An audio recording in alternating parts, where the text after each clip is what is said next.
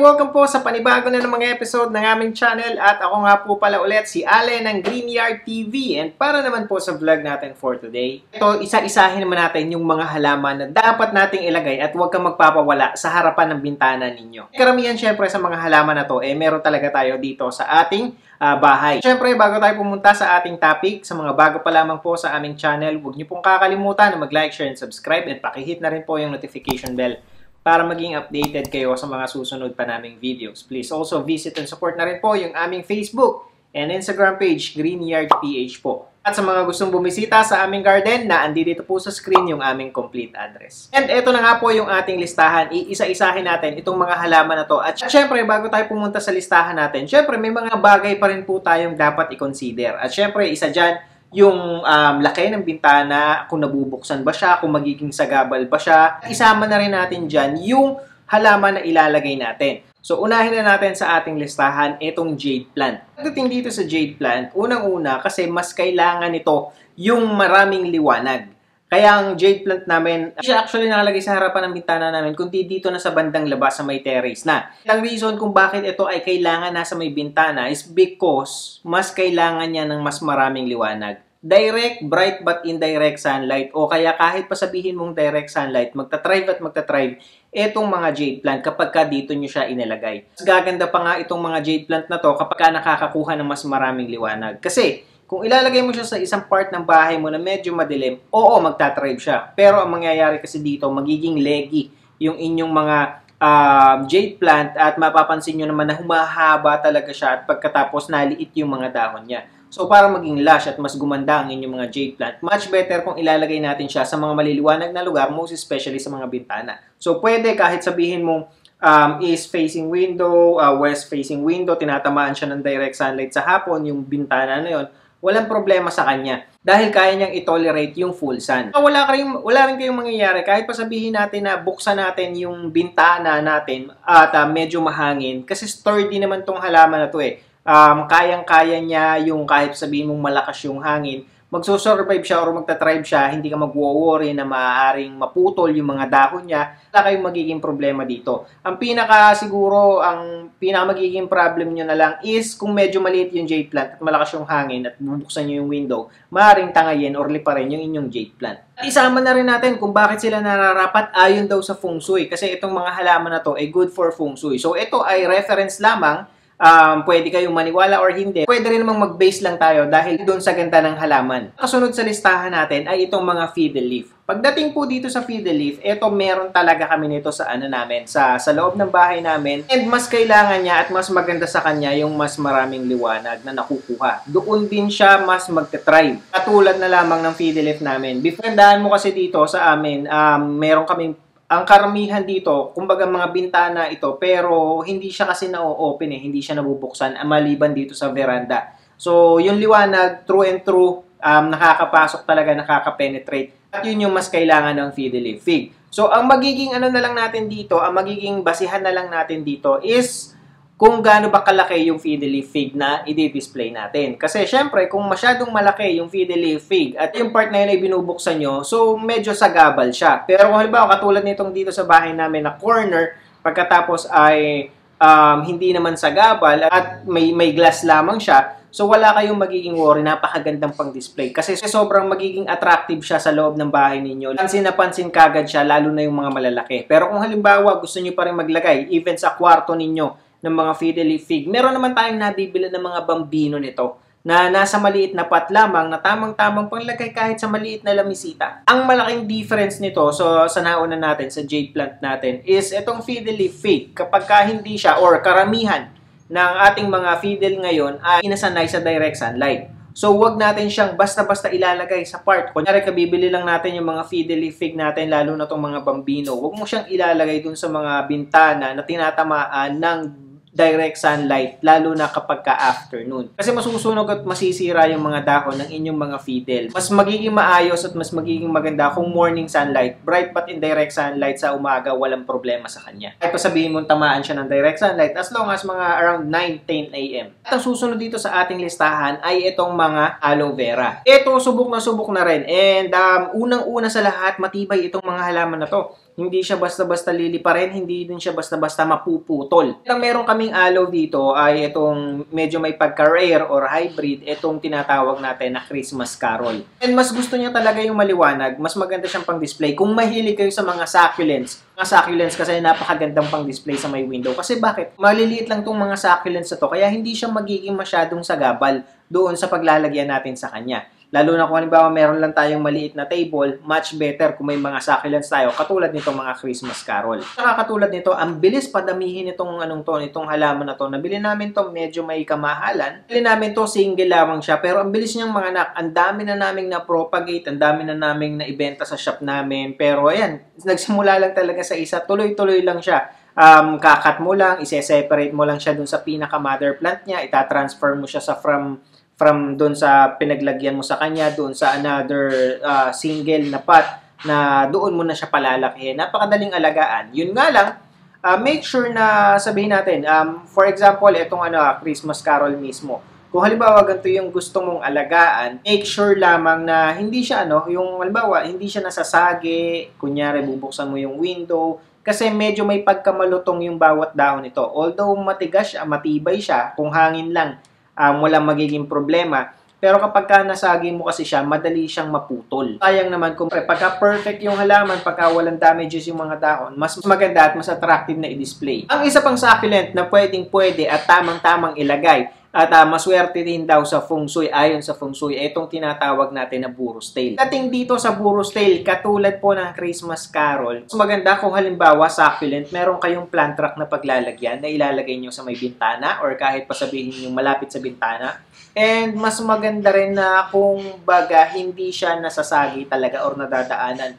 Kung maselan ang Christmas Carol, mas maselan ang Burro's Tail. Kasi kapag ito kapraso or kaunting sagi mo lamang, napuputol talaga or nanlalaglag yung bawat butil itong Burro's Tail natin. And kapag nagkulang yan ng isa, very noticeable kagad dahil mapapansin mo yung bungi. Mapapansin mo yung bungi doon sa halaman. Yun lang ang dapat nating iwasan kapag ilalagay natin yung Burro's Tail sa mga malalapit sa bintana, lalo na kung laging binubuksan yung bintana na yan. Ako nga, ito yung nangyari sa Burro's Tail namin. Unfortunately, ang haba na nito, siguro magto 2 feet na yung pinakamahaba nitong Burro's Tail namin. Yun nga, kasi nakalagay siya sa pasimano namin, nasa dulo pa naman siya. Nung naglabas ako ng table yata o ng silya, nasagi ko talaga siya nang hindi ko nakita at nalaglag. Ayan, nakikita nyo or mapapansin nyo, nanlagas talaga yung lahat, almost lahat ng bawat piraso o butil ng dahon niya, nanlaglag talaga at nanlagas. So wala tayong nagawa kundi i-propagate na lamang yung mga nanlagas na yon. And ito siya before, bago siya naging ganito. So kita nyo naman, napakalaki ng difference. Susunod sa ating listahan ay ito namang rubber tree. So ito, kung halimbawa meron kayong mga corner ng bahay ninyo na may mga bintana, mas maganda kung katulad ng sa fiddle leaf fig, mas maganda kung nasa corner sila. And ito, kung medyo malaki din naman ang space nyo, isa at maliwanag, isa to sa pinakamagandang pang-display sa loob ng bahay. For me, ang pinaka gusto ko at pinaka madaling alagaan na rubber tree ay itong Black Prince. Dito, hindi ako nagkaroon ng issue pagka inilagay natin. Kung saan-saan ko na to inilagay sa loob ng bahay. Ilagay natin siya sa loob ng bahay, sa medyo madilim na area. Although, pagdating dun sa madilim na part na yon, makikita mo na unti-unting nagdudrop yung niya or bumabagsak yung mga dahon niya. Mas maganda kasi kung ang mga rubber tree, mapapansin mo kung healthy siya kapag naka-upright or naka-tayo lahat ng bawat dahon niya at hindi nakalaylay. Yun yung isang manonotice mo sa rubber tree. So mas maganda kung halimbawa maliwanag. And ito, inilabas na namin siya kasi medyo takaw space na siya. Katulad ng sinabi ko, mas malaki yung space, mas maganda dahil malaki yung i-occupy nito. Unless, meron kayo na, kunyari sabihin natin na rubber tree na lamang siya, kumbaga single branch lang siya, na upright lang. So yun, depende na lang sa kung gaano kalaki yung pot na paglalagyan nyo sa kanya. Depende na lang yung kakainin yung space dun sa pot na gagamitin nyo para sa kanya. Pero once na, kasi syempre kapag ka maliwanag, yun talaga ang gusto ni rubber tree eh. Kaya kapag ka maliwanag, hindi nyo na makokontrol yan. Tuloy-tuloy na yan sa pagkakaroon. Basta healthy ang rubber tree ninyo, tama yung care na ibinibigay ninyo, tuloy siya sa pagkakaroon ng panibagong dahon. Magiging worry nyo na lamang dito ay kapag ka yung kinuha nyo or nag-cuttings kayo or nag-propagate kayo, pinutol nyo na kasi medyo mataas na. Kasi after ilang months, mag-multi-branch na itong mga rubber tree ninyo. Mas kakain siya ng mas maraming space. Katulad na lang ng rubber tree namin dito. Ang isa pa na perfect ilagay sa ating mga bintana ay itong mga Monstera deliciosa. Ating dito kasi isang Monstera sa pinaka-popular na halaman. Even before, ngayon naglabasa na yung mga Thai Constellation, Borsigiana, Albo, pero before kasi deliciosa lamang, napakaganda ng pang-display. Ginagamit pa siyang pang-display sa mga offices, sa mga entryways, nga doon sa texture ng dahon niya. Pagdating dito sa Monstera deliciosa, ito ang isang malaking factor na dapat natin tandaan dito is lagyan natin siya ng pole kung ito yung i-display natin. Kung juvenile yung Monstera mo, walang problema. Kahit ilagay mo yan sa kwarto, sa may bintana mo, walang problema. Isang kailangan mo lang ang tabayanan ay syempre yung afternoon sunlight. Huwag mo siyang ilalagay doon dahil masusunog. Morning sunlight is okay, walang problema. Subok namin yan kasi yung Monstera namin, dito sa loob ng bahay, dito na lumago. Yon ay malapit lamang kasi sa bintana at maliwanag, pasok na pasok yung liwanag. Kaya lang, kailangan na namin siyang ilabas dahil nga hindi namin siya nalagyan ng pole at medyo nag-wild na siya, lumampas na siya dun sa paso. So, masyado siyang invasive or masyado siyang sabihin natin kakain siya ng malaking space kapag ka naging mature na at naging adult na yung inyong mga Monstera deliciosa. So, para maiwasan yan, mas maganda kung juvenile pa lang, pagagapangin na natin siya sa pole. Para mangyayari naman kahit papaano, doon siya doon siya magka-climb sa pole na yun. Meron siyang direksyon na pa-upright lamang. Although, kakain pa rin siya ng space kasi ang haba ng mga tangkay nito eh. Pero napakaganda naman ang ibibigay sa inyong decoration itong mga Monstera deliciosa. Ang meron kami dito ay itong epi na aureum. So, yun yung ipinalit namin. Kasi dito, sa aureum na to, sa epi na to, meron siyang pole. Makikita nyo, kahit medyo mahaba yung tangkay niya, upright pa rin or doon pa rin siya nagte-trail. Kaya no worries ka. Kaya hindi masyadong kakain ng space. Kaya medyo mahirap lang dito kapag yung yung mga aerial roots. Kasi kapag yung halimbawa hindi mo na notice, naging healthy na yung mga Monstera mo o yung mga epi mo kung meron ka man yan. Yung aerial roots niya, kailangan lagi mong babantayan din. Kasi kapag kayan gumapang sa wall at hindi mo na notice, nako, tiklap ang pintura ng inyong wall. Dahil napakakapit ng mga aerial roots ito and once na nakakapit yan, magtutuloy-tuloy na siya. At ang susunod naman sa ating listahan ay ito namang isa sa pinaka in demand pagdating sa Feng Shui, itong Forever Rich. Pagdating dito sa Forever Rich, mas gusto niya yung nandoon sa malapit sa bintana. Mas maliwanag, mas maganda. Para din kasi siyang succulent, para din kasi siyang snake plant. So, etong mga to, drought tolerant kasi itong Forever Rich eh. Kaya kahit hindi mo siya madiligan ng ilang araw, walang problema sa kanya kasi marami siyang naka-reserve na tubig dun sa bawat dahon niya. Kasi as you can see, pag hinipo mo siya, makapal ang texture ng dahon niya. At saka mas mabilis siyang mag-thrive. Yun yung isang maganda dito. Kung pagkukumparahin natin si snake plant at saka si Forever Rich, mas mabilis lumago, mas mabilis kumapal, at mas mabilis yung mapaparami itong mga Forever Rich compare natin sa snake plants. Ang hindi lang, siguro ang malaking difference kasi nito, itong Forever Rich, makapal nga at saka matataba yung dahon niya, pero hindi siya ganun katigas. Ang paglaki ng dahon niya is pabagsak pa rin, hindi niya kayang i-hold yung position, unlike na mga snake plants na matitigas talaga yung bawat piraso ng kanilang dahon. By the way, ang maganda mo dito, kapag naibibigay mo yung mga ganitong gusto nila, at saka at the same time, imagine niyo perfect na para dun sa mga halaman nyo yung liwanag na nare-receive nila. Pagkatapos, swerte pa dahil nasa bintana nga daw ayon sa Feng Shui. Pagkatapos, nagsuserve past decoration sa bahay ninyo. Tulad ng Forever Rich, namumulaklak yan. Itong ating aloe, namumulaklak din yan. And itong ating mga snake plants, lahat yan namumulaklak. Kikita mo or malalaman mo na tamang-tama sa kanila yung area or spot na pinaglagyan mo sa kanila. Susunod sa ating listahan ay ito namang mga Thai Caladiums. Pagdating dito sa Thai Caladiums, maganda siyang i-display or dapat mo talaga siyang i-display sa yung malalapit talaga sa bintana. Kasi ito, kailangan niya ng liwanag para gumanda ang inyong mga Thai Caladiums or even yung ating mga Caladiums na ordinary dito. Ano ko nasabi? Ito, subok na namin. Meron kami yung mga Caladiums namin dati nasa bahay, nasa loob ng bahay. Pero ang nangyayari kasi medyo malayo siya sa bintana, ang magiging unang factor or ang unang mapapansin mo sa kanya ay matamlay yung dahon niya. Hindi niya na ibibigay yung matingkad na kulay ng dahon niya. Pangalawa, nagiging leggy or mas humahaba yung petiole or yung tangkay ng inyong mga Caladiums. Pangalawa, maliliit yung dahon. Kapag siya ay nilagay mo sa liwanag, at sa malapit sa bintana at natatamaan siya kahit tamaan pa siya ng direct sunlight, as long as ito ay morning sunlight, wala kang magiging problema sa kanya. And sabihin na natin natatamaan siya ng direct sunlight around 11, 12. Pagka naman ang inyong mga Caladiums ay sanay na train nyo na natamaan ng ganong sunlight, ng ganong liwanag, kaya niya naman yun, matotolerate niya naman yun. Wag lang talaga yung maghapon na nakabilad siya sa init. Yun ang hindi niya kakayanin. Maganda nang mabilad siya sa umaga, wag lang sa hapon.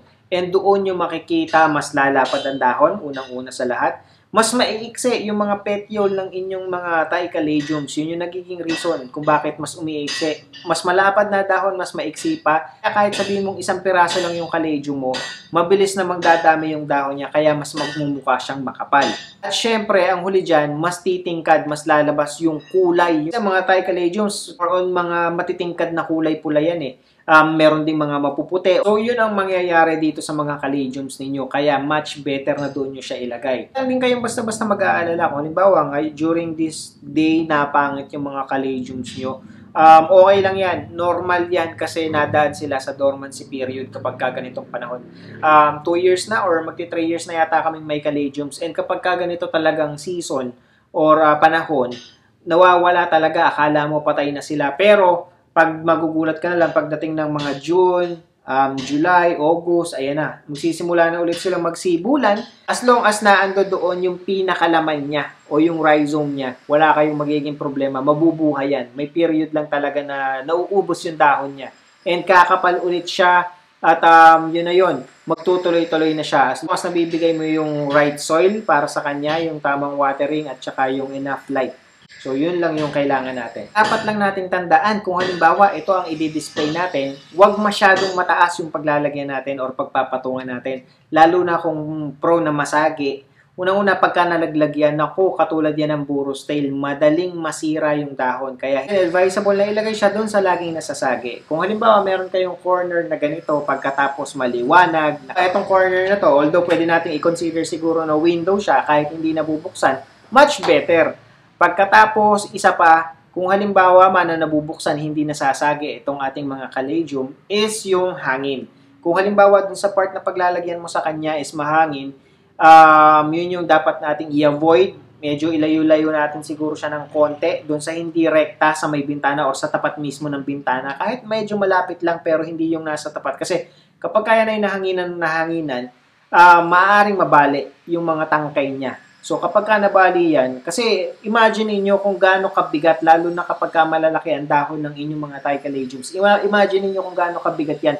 Tapos laging hinahampas ng hangin. Ang nangyayari dyan, masisira na yung dahon, maaaring masira yung dahon, and then yung isa pa ay maaaring maputol dito sa petiole, maaaring mabali yan. Kapag nabali yan, wala ka nang magagawang dyan.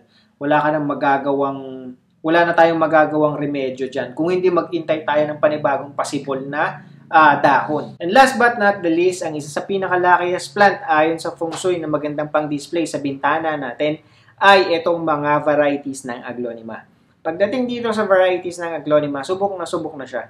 Wala kayong magiging problema sa kanya kapag halimbawa gusto nyo or naghahanap kayo ng halaman na makukulay at malalago ang dahon na pang-display sa may bintana ninyo pagkatapos lucky plant pa. Ito yung isa sa pinakamaganda. Kasi napakarami yung options o pagpipilian sa varieties na meron dito. Merong local, merong mga Thai, merong mga galing na ng Pakistan, yung ating mga aglo, may mga Red Valentine kung tawagin, Suksum Jaipong, yung mga galing sa Thailand, So, iba't iba. And kita nyo naman dito sa ating mga vlogs, mga video lang nating pinapakita yung mga iba't ibang klase ng mga aglonema. And gumagawa pa tayo ng combination nitong mga halaman na ito. And matibay, lalo na yung mga local dito sa atin, napakatitibay ng mga halaman na yan. Madali pating alagaan. Karamihan nga lang sa mga aglo namin, sa may veranda na nakalagay, sa may sa may terrace na namin, dinidisplay yung aming combo ng mga aglo. Morning sunlight, walang problema sa kanya. Siguro iwasan na lang natin yung afternoon sunlight. Or although siguro kaya niya, pero papangit papangit yung mga aglo. Mapapansin nyo naman sa mga halaman nyo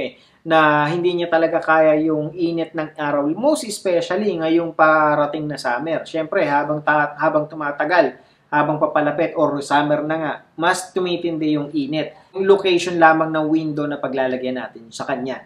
Mas maganda kung east facing window yung paglalagyan mo sa kanya. Napakadaling alagaan at napakagandang pang-display. At saka itong mga aglonema, idagdag na rin natin na very affordable. Makikita mo siya sa kahit na anong garden center. Iba't ibang klase ng aglo yung mapapansin mo or makikita mo.